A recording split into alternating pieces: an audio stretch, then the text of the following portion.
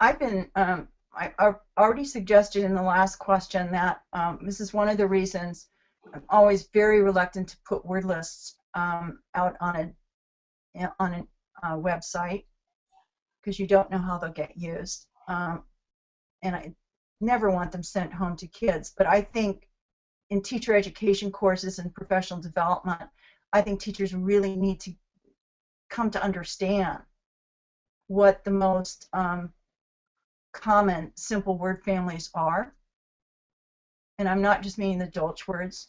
I mean, in some sense, there's a group of words that are often used in academic texts, words like contrast or particular, that students need to know. So I think teachers need to be practicing what looks like it would be a rare word.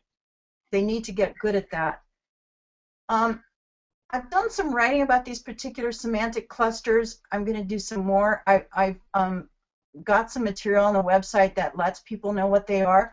What I'm saying is that typically in stories, the big three are communication, traits, and emotions, and then followed up very closely with movement.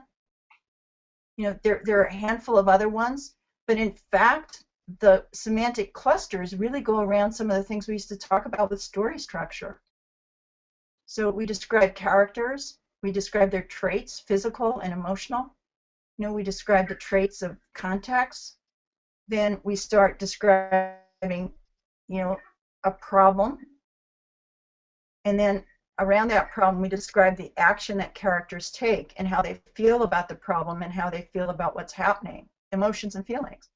So I would suggest that people start thinking about, you know, not just that we're teaching these 6 robust words that the publisher or whatever has identified, but to know that there are many words in these texts that are likely rare and kids haven't encountered before.